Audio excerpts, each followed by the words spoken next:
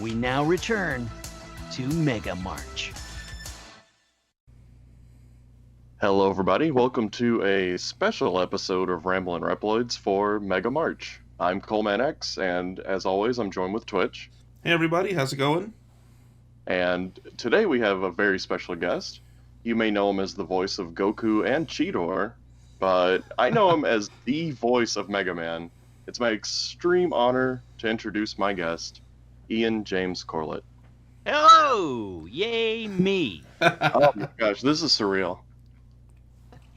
It is very surreal. As soon as you popped into the call and we started recording, I was like, yep, that's him. There it is. It all comes rushing back to you. Yes, Rush? rushing. Oh, I got it. Everybody's on the same page. these I love puns just write themselves. it. Yes, they do. But I guess, let's just jump into this. How Sure. did you get the role of Mega Man? Well, like anything or any project, you audition, so you receive what's called sides, and often, especially in the old days, you would receive a picture of the character and the name and a description of the show. And of course, when I saw Mega Man, obviously I knew who that was. I don't think he had a voice yet in the video games. I'm gonna Yeah, definitely not. lean on you guys for that information. But I was familiar with the character. I knew he was super, and I just went, I'm gonna just audition kind of like an amped up version of my own voice. So that's what I did. And as I said, like any other project, you audition for it, you find out whether you got it or you didn't. And I don't think I auditioned for Rush. I'm not positive though. I think that was more like an add-on. Uh-huh. And hey, what would you do for the dog? And then you do it, and that's it. Yeah, I guess they figure, just make dog noises, Yeah, You've seen Scooby Doo, just make it more exactly. Do that. Exactly. Although I personally prefer Rush to Scooby. Although I do believe there is some overlap between Ruby Spears and Scooby Doo cartoons. So maybe so, but I don't know. I always thought Rush was funnier in my opinion. Oh yeah, Rush is great. It's that classy I- saxophone that always accompanied everything he said. That's what sold it. Yes, I had no idea that was you until years and years later. I'm like, I found out yesterday. Oh, really? Wow. Okay. So it was quite a shock. oh man. Well, they couldn't have picked a better voice for Mega Man. Yeah. Well, thank you. Mega Man, or I should say the voice of Mega Man, when I think on that, usually yours is the first one that comes to mind, because Ruby Spears is what kind of got me into Mega Man in the first place. I saw the cartoon first before I ever owned any of the games, and so a lot of what I associate with the franchise and the series and the characters kind of originates from Ruby Spears, and so, yeah, your voice is definitely the first one that's like, Mega Man Prime, like that's the one. Yeah, oh, awesome. Well, yeah. Speaking of like strange voices for Mega Man, it's miles ahead of the Captain N voice, but you were Dr. Wily in Captain N, and Yes. like, Yes. besides- What a funny little weird turn of isn't it just the weirdest thing? The Captain N, the Game Master, was one of the first animated series I voiced, actually. Huh. In those years, I think, I'm not sure what was the very first one, but there was a bunch sort of in this, within a year or so. And yeah, I mean, my Dr. Wily, I'm trying to remember now who did Mega Man was in Captain and the Game Master, right? Mhm. Yeah. Yeah, he was the one that sounded like he smoked like 10 packs. He of cigarettes. had like a kind of a Popeye voice. He was like, Yeah. Oh, yeah. Mega High. Right. Yeah, Right. yeah. Yeah. That's right. And I'm trying to remember who did that. But anyway, So that was the first thing, and then this Mega Man series pops up, and I go, oh, I know these characters. I'll just do my Dr. Wily, assuming, in my infinite wisdom that I did Dr. Wily before, I'll do Dr. Wily this time, and nope. You're a Mega Man. Oh, okay. Oh, I was commenting yesterday. That's another thing I found out just yet. I mean, I'm doing terrible as a Mega Man historian, but I just found that out yesterday as well, and I was like, wow, Dr. Wily really cleaned himself up. Yeah, He's no kidding. completely flipped sides there. So I thought that was really humorous. How he went from playing the villain to the hero. Yep, it happens. man. Do you have any experience with Mega Man, like the series at all outside of the voices you've done? Like, have you played the games at all, or do you have any family? Do you want my honest answer, or do you want an answer that is going to sound like I'm riffing and making it up as I go along? I know what you want. You want the honest answer. I'll That's answer true. that. Zero. Absolutely zero. I've never really been a gamer. Like I was a really early adopter of video games. I think it was pre Nintendo.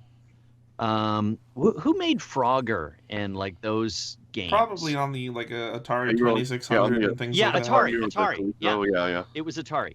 Yes. So like I had one of those consoles, and I enjoyed it when I was a kid. But as I got older, especially the time period where we're talking about making shows like Mega Man, I didn't have any time for that stuff. The only games that I really kind of played with any kind of regularity, I think I had a PC golf game, and then I had like NHL 98 or 95 or something that was really bad hockey, but I thought the play-by-play was really good. Like that was the big addition in those eras, was like, oh wow, there's actually play-by-play, and I recognize those voices. That's really cool. So I'm just not much of a gamer. And it's nothing specific to Mega Man. I just don't really play any of them. So Right. Nothing wrong with that.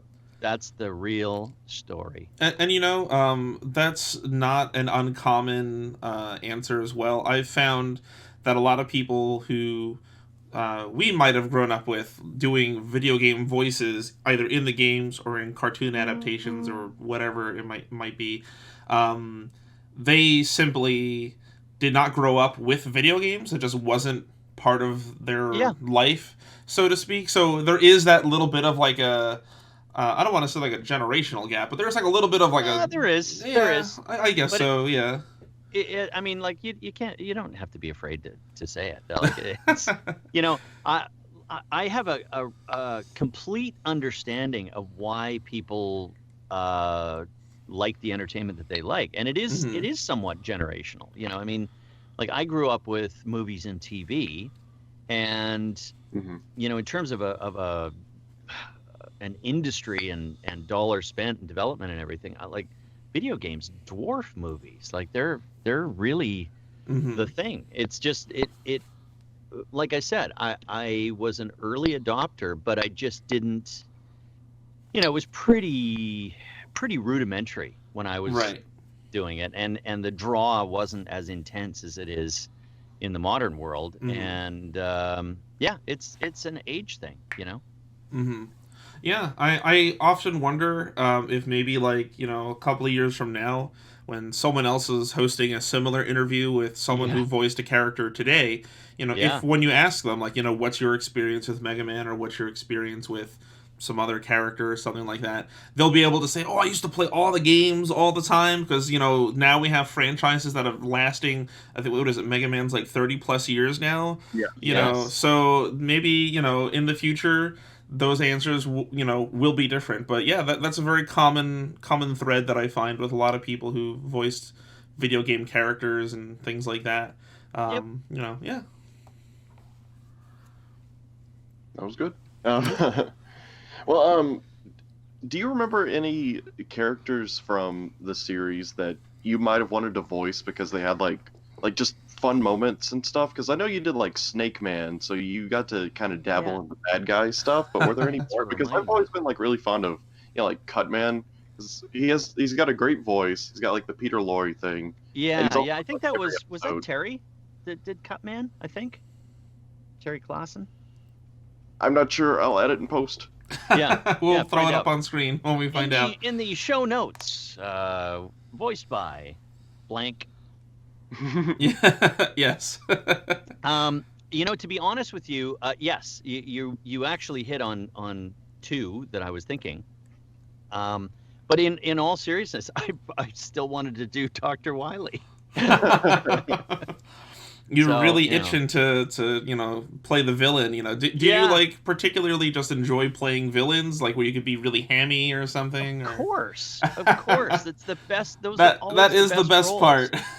Being hammy and comedic villains are my favorite, because like the really hammy cartoon real villains are just like, okay, all right, yeah, you're super bad, got it. But the stupid ones are just a blast. I mean, they're great. Hey, now Wily's a genius, and he'll have you remember that. That's what I meant. They're really, really smart, stupid ones. Oh, I completely get you. Definitely, yeah. I mean, I'm curious what a Dr. Wily by you would have sounded like in Ruby Spears, because I'm sure it probably would have been a little different from Captain N. No, it would be exactly. You were going to do it just like Captain N. Well, there we go. Yeah, I would do it exactly like that. I'm gonna have to go back and. Wily. I could totally see that working. I think the only reason why maybe they went with Scott on that front was because Wily in Captain N, I felt, was like much older looking, and I feel like even though they were old in Ruby Spears, there was going to be a lot of like running around and jumping. Like even Dr. Light kind of is pretty active, and so is Wily. He runs around with the robots and points his ray gun and reprograms things at a distance, which I don't know why he doesn't just always carry that on him.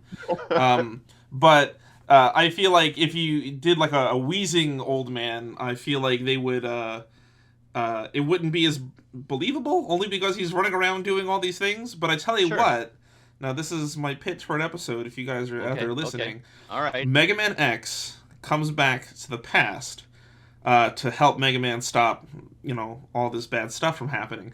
I want an episode where Mega Man goes to the future and there's an old man Wily, and that's when you get to finally get your shot at Wily, and he could be the old crazy, cranky, wheezy Wily.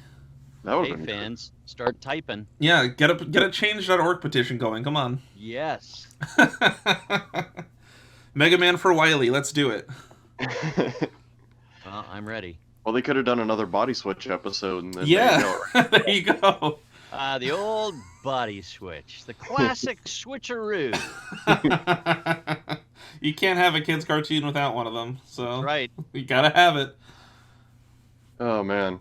Well, okay, speaking of voices, I had someone ask me a long time ago. They wanted me to ask you this. Were recording sessions basically just you and Scott McNeil just talking to each other? Because you guys were half the cast. I know. That was funny. The producers are so, I was going to say cheap, but frugal. That they just love when you can get, especially in the union contract that we were working under. I mean, you would get paid a percentage of each additional character. So if they could get you as one lead character, basically every other character that you could do or perform was like a discount for them. They didn't have to hire another actor. Oh, so wow. you got a portion of what the daily rate would be. So I think that definitely played into it. And I mean, Scotty's so talented, right? He can do 5 voices in any he given voiced cartoon. the 90s practically. Like, I mean, between the two of you, honestly, like I think back on all these voices. I'm like, hey, I've heard this before. Hey, why is this so familiar? And then I look it up now, and I'm like, it was Scott. Yeah. He did it again. And I looking back now on all the things that you've done, it's like, man, the two of you were just really in everything that I loved growing up. Yeah, So, no, I hear that a lot, and it's touching. I can't think of another word. It's like yeah. the people come up at conventions and stuff, and the number one line is, "You were my childhood." And you go, Mm-hmm. "Wow, Hmm. you're 40."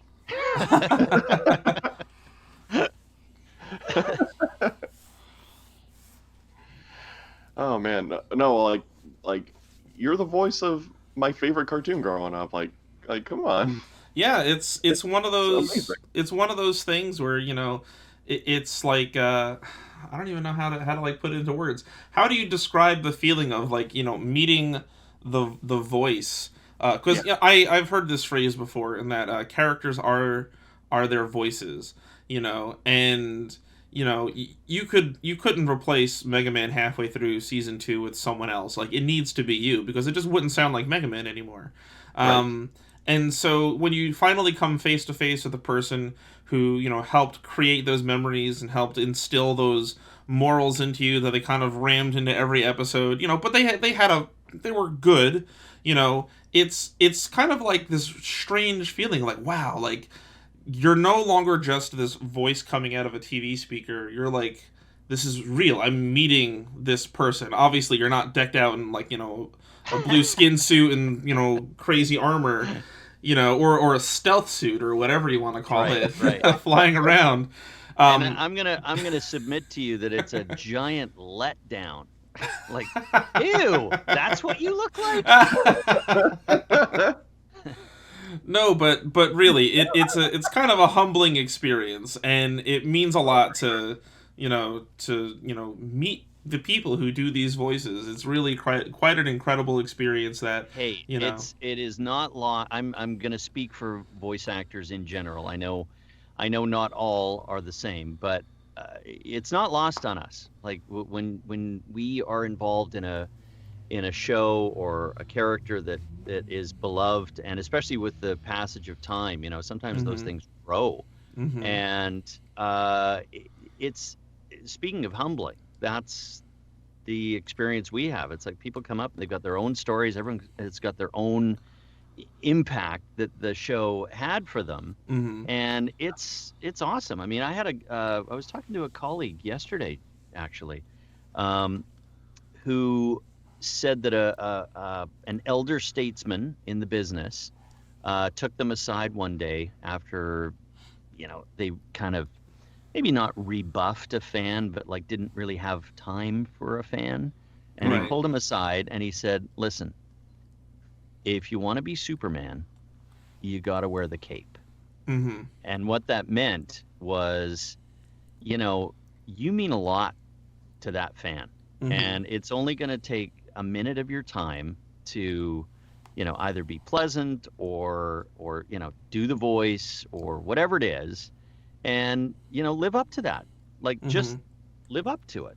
Do Just you for want a to be the moment. superhero? Just do it. So I try to live by that. I mean, no one's 100%, but Yeah. it's like I said, it's not lost on me.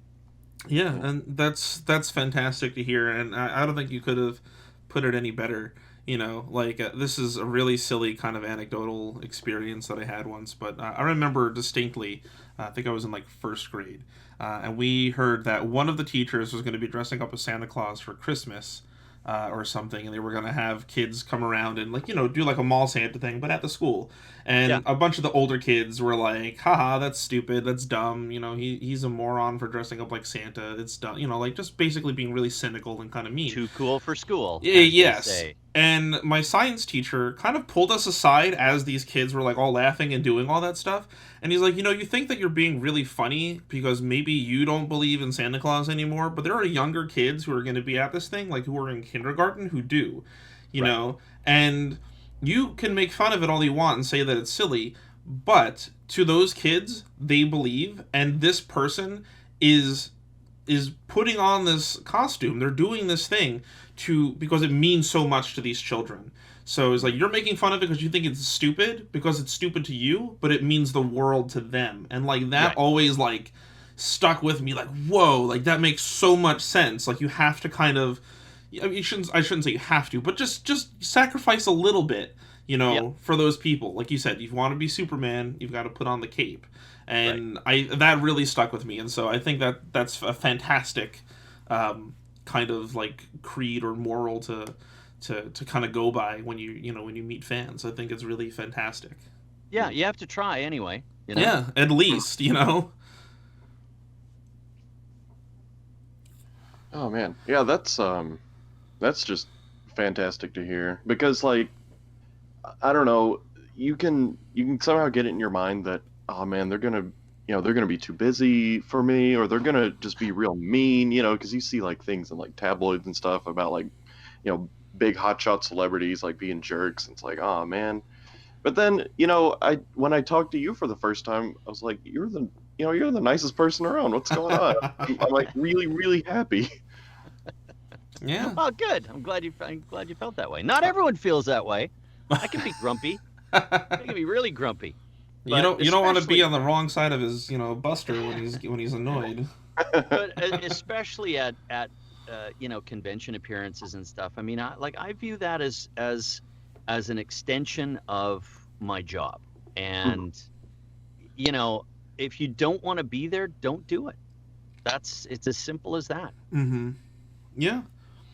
And so for anyone out there listening, not necessarily, just for Ian, but for anyone who's out there who's going to go visit a voice actor at a convention or something, try to keep that in mind, that they wouldn't be there if they didn't want to be there, Mm-hmm. At least I can't speak for everyone. I'm not saying take his words and blanket that across everyone, but try to keep that in mind, that, if someone really didn't want to deal with speaking, to, nervous fans who are approaching them for the first time, they wouldn't show up to the convention. Mm-hmm.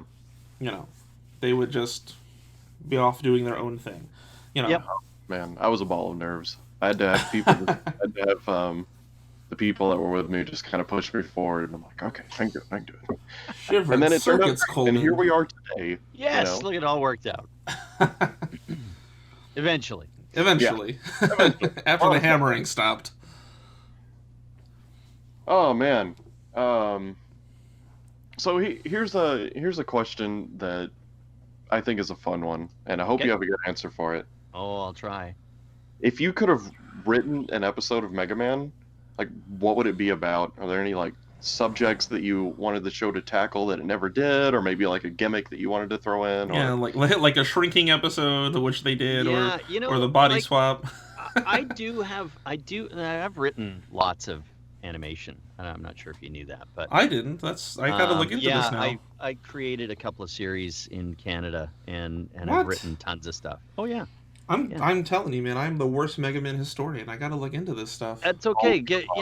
If only there was some device that you could search on to Get find Dr. Light on the information. horn. If only. Let's think about that. And you'll find it. That's another topic for another day. But one of my go-to just kind of fun things that I like in series that I write for is, and it's stupid, and it would probably be really stupid especially stupid in Mega Man.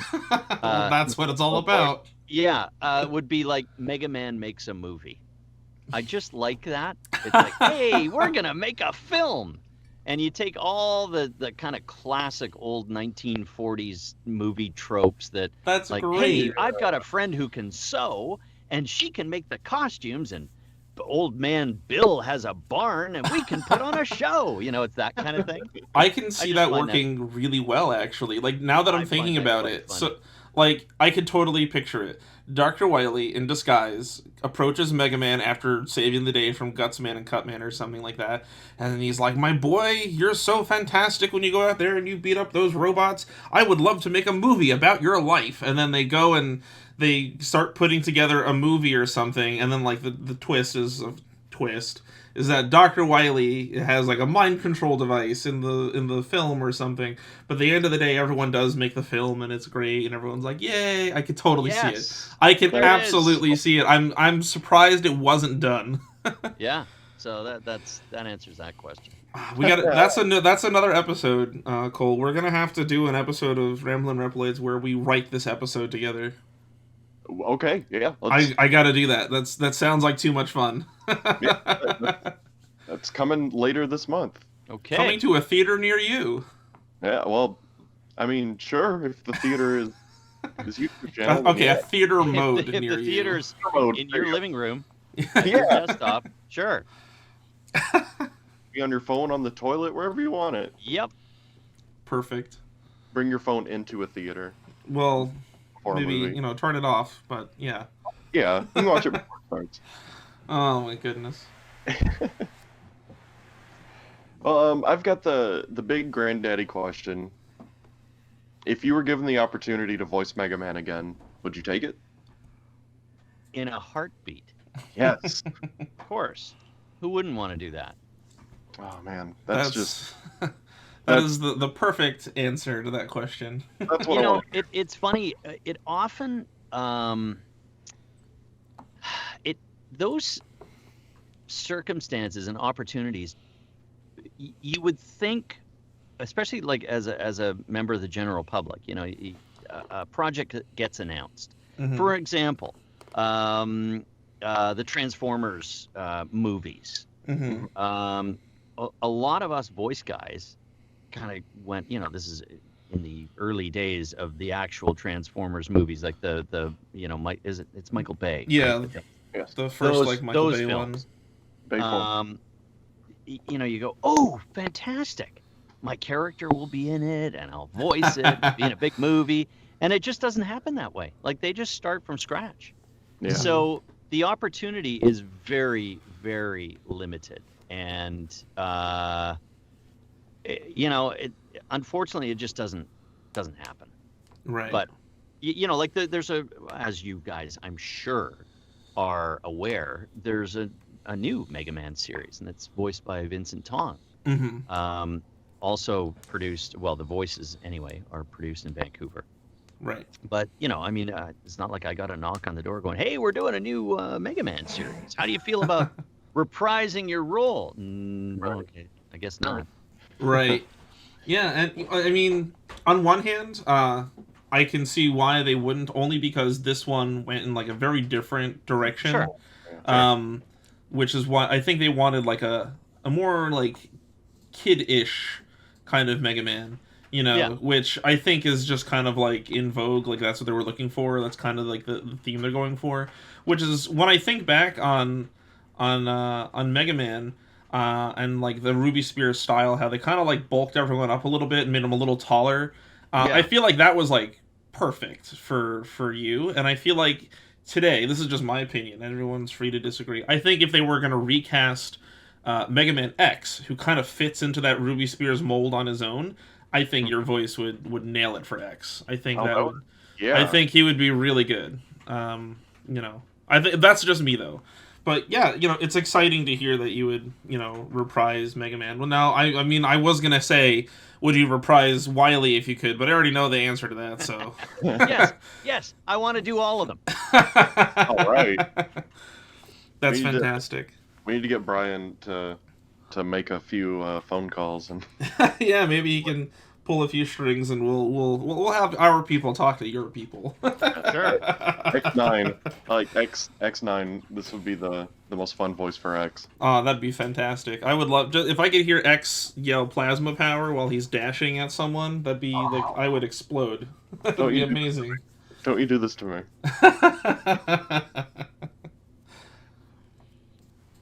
Oh man. Yeah, that hits my questions. Twitch, I know you had a couple that you wanted to add if we had time. Yeah, I've just got a few quick ones. I don't want to hold you up. I don't know how good we are on time. About 10 minutes. Alrighty, so this should be pretty quickly then. So out of all the roles that you have done, and you don't have to say Mega Man just because we're talking about it. Mega Man. So okay, let's take Mega Man off the table. We'll just say That's not an acceptable answer. Or Dr. Wily. Yes. What is your favorite role that you have done so far out of everything that you've voiced?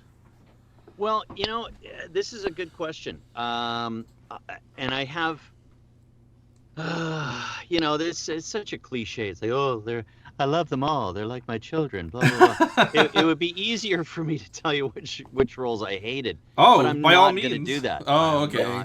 Okay. No. Darn. I was ready to jump on that. I'm like, ooh. No.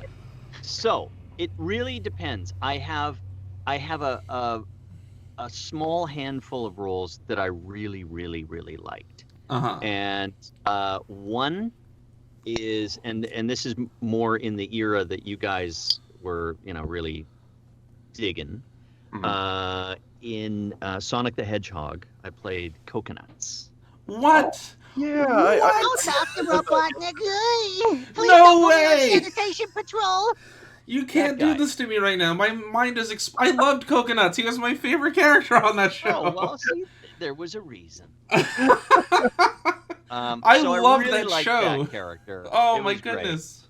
And then there was another two characters. Oh, shoot, what was his name? I forgot. I'll tell you another one.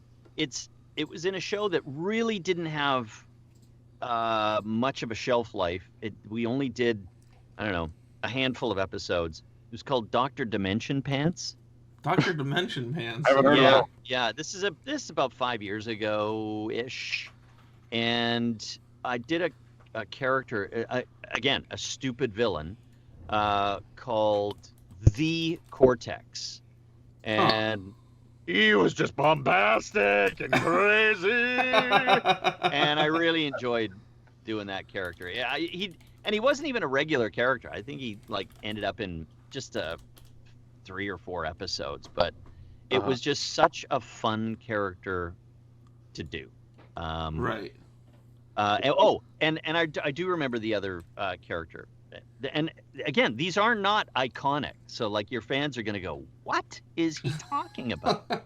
But I'm you looking asked. at one right now that I'm curious what your experience is on. But I'll let you finish. Sure. Yeah. So the other one I really enjoyed just because I was really able to do whatever I wanted with him. And that's a big deal with characters. Mm-hmm. That's why heroes are kind of boring because they're pretty straight and like, oh gee, that's what a hero would do, so we better do that. Anyway, the other guy I really liked, the character's name was Mr. High Pants, and it was from a series called Yakety Yak.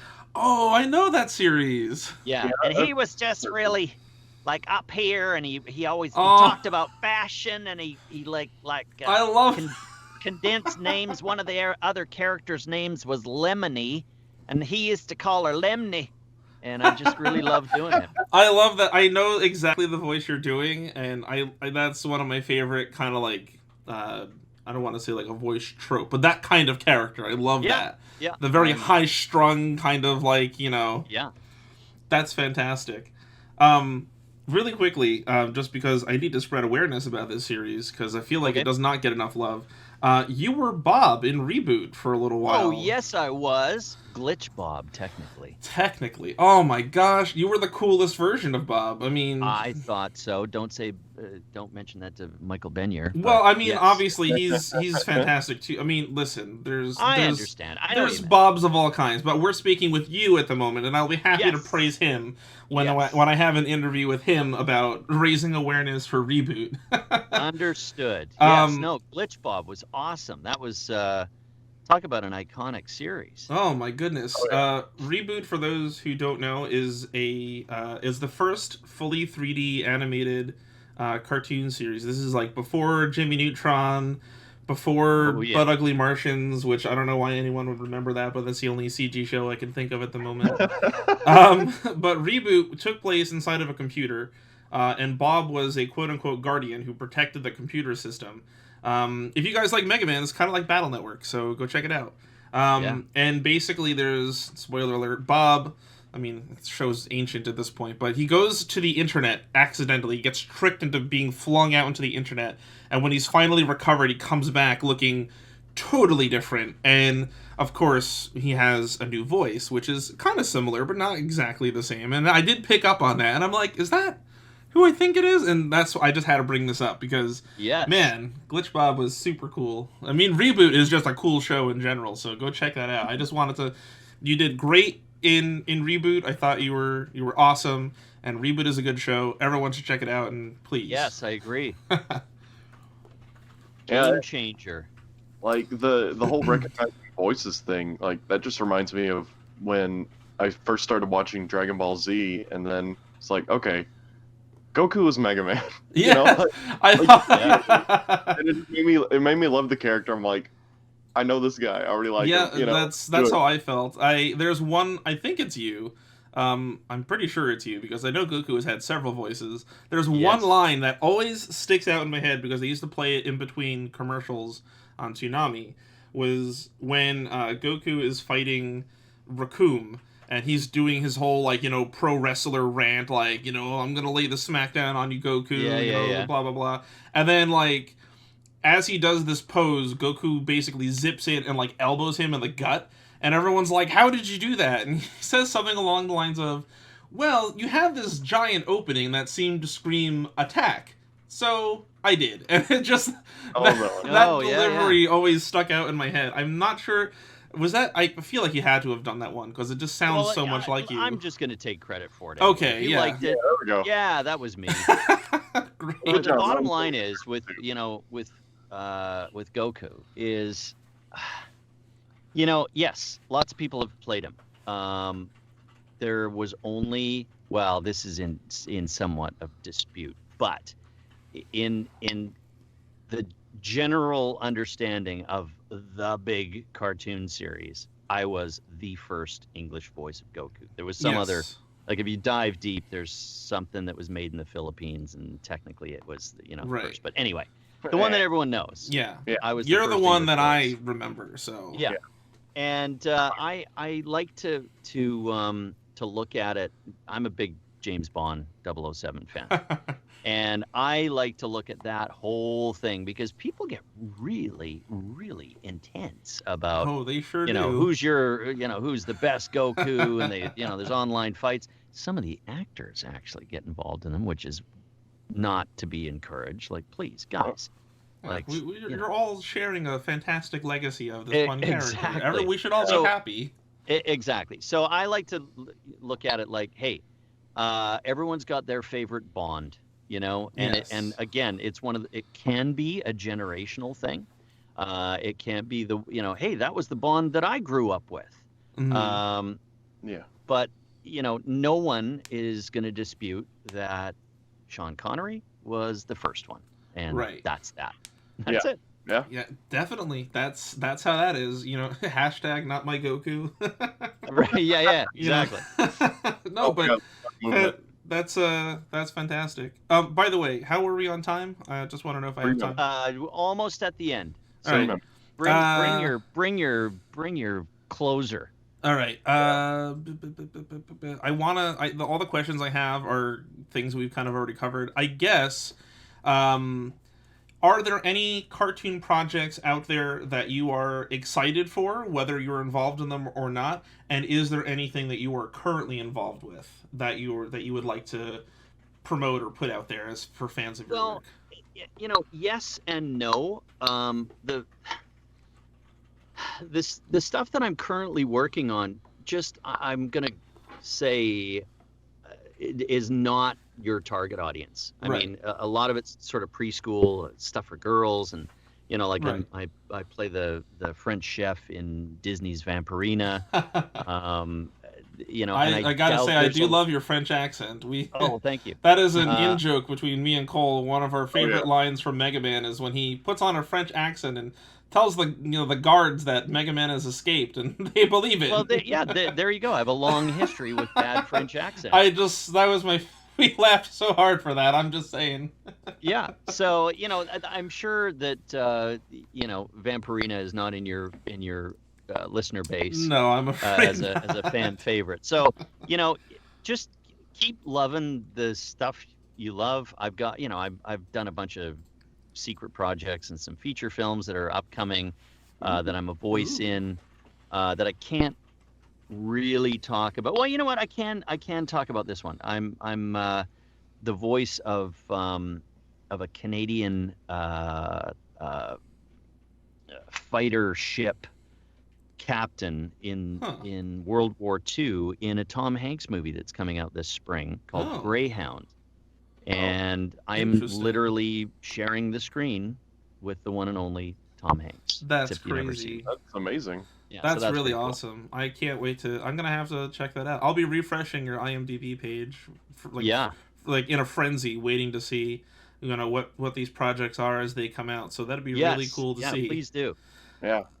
Yeah. So I mean, I guess that about does it for me. I didn't want us to get cut off abruptly, so I guess that about that answers my questions. I just Sure. wanted to say, just so I can get my gushing out of the way, is it's been an absolute pleasure speaking with you. You're fantastic to talk with, extremely funny, pretty much exactly how I imagined. Your voice work is incredible. You've been the voice of so many different people's childhoods, as I'm sure you're aware. Done a lot of my favorite characters, and just this was a really amazing opportunity, and I'm just honored that I got to speak with you. And just thank you so much for your time, for your work, and for your dedication to the fans. We really, really appreciate it. I think I speak for all Mega Man fans when I say that. You're great, and we love you for it. Thank you. Awesome. Well, thanks very much. That's really, really sweet of you to say that. And if any of you guys have got a particular fan convention that you really like, and you have some sway in, or you've got some numbers, like write your congressman and get them to invite me, because I'm happy to show up. I think I definitely will. I don't know how viable it is, but I don't know if you've ever heard of MagFest, but I go there all the time. And I'm sure that if we could say like, hey, you want to come here and get some autographs, I think MagFest would be all over that, both because of your involvement in video game cartoons and the like, Beast Wars, things like that. Right. It's kind of like that perfect venue for those things. So I don't know, and maybe I'll go write them an email and be like, hey, go why don't you go talk to this guy? Let's see what we can do. Yeah, they can through my Instagram and other ways of contacting me, you can get to my convention agent, and we'll make something happen. Yeah, definitely. I can't thank you enough for just the years and years of joy that you've brought not only me and Twitch, but like just tons of other people. It's insane, and just thank you for being on today. Mm-hmm. Ah, my pleasure. Thanks, guys.